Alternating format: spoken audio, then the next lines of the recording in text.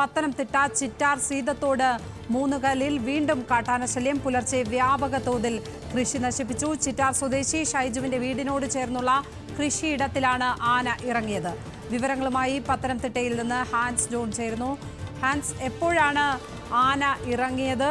വലിയ തോതിലുള്ള കൃഷിനാശം ഉണ്ടായിട്ടുണ്ടോ? ഈ പ്രദേശത്ത് കാട്ടാനശല്യം രൂക്ഷമാണോ? തീർച്ചയായും ലക്ഷ്മി, പത്തനംതിട്ട ചിറ്റാർ തീരത്തോട് മേഖലകളിൽ കാട്ടാന ശല്യവും മറ്റു വന്യമൃഗങ്ങളുടെ ശല്യവും വളരെയധികം രൂക്ഷമായിട്ടുള്ള സാഹചര്യമാണ്.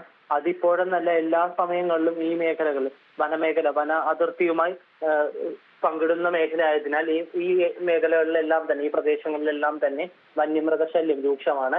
ഇന്നിപ്പോൾ സംഭവിച്ചിരിക്കുന്നത്, ഇന്നലെ രാത്രിയായിരുന്നു ഈ സംഭവം. ചിറ്റാർ സ്വദേശിയായ ഷൈജുവിന്റെ വീടിനോട് ചേർന്നിട്ടുള്ള കൃഷിയിടത്തിലാണ് ആന ഇറങ്ങിയത്. ആന ഇറങ്ങിയതിന്റെ ഭാഗമായി അദ്ദേഹത്തിന്റെ വാഴ, കവുങ്ങ് അതുപോലുള്ള കൃഷി വസ്തുക്കളെല്ലാം തന്നെ ആന നശിപ്പിച്ചിട്ടുണ്ട്.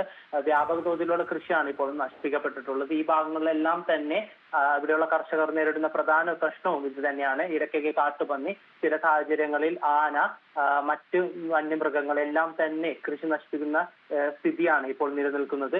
ഇതുകൂടാതെ തന്നെ ഇന്നലെ മറ്റൊരു സ്ഥിതിവിശേഷം ഉണ്ടായിരിക്കുന്നത്, തണ്ണിത്തോട് നീലിപ്പിലാവ് റോഡിൽ കടുവയുടെ കാൽപ്പാട് കണ്ടെത്തിയതായി നാട്ടുകാർ ആരോപിക്കുന്നുണ്ട്. പ്രധാനമായും കഴിഞ്ഞ ദിവസവും കടുവയുടെ കാൽപ്പാട് കണ്ടതായി പ്രദേശവാസികൾ ആരോപണം ഉന്നയിച്ചിരുന്നു.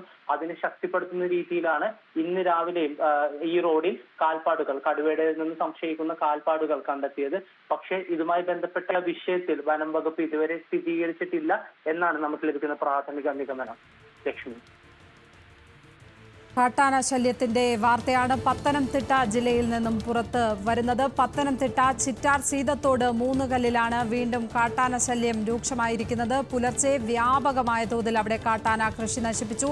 ചിറ്റാർ സ്വദേശി ഷൈജുവിന്റെ വീടിനോട് ചേർന്നുള്ള കൃഷിയിടത്തിലാണ് ആന ഇറങ്ങിയത്. ആ ദൃശ്യങ്ങളാണ് പ്രേക്ഷകർ ഇപ്പോൾ കാണുന്നത്. പത്തനംതിട്ടയിൽ നിന്നും ഹാൻസ് ജോൺ ആണ് വിശദമായ റിപ്പോർട്ട് നൽകിയത്.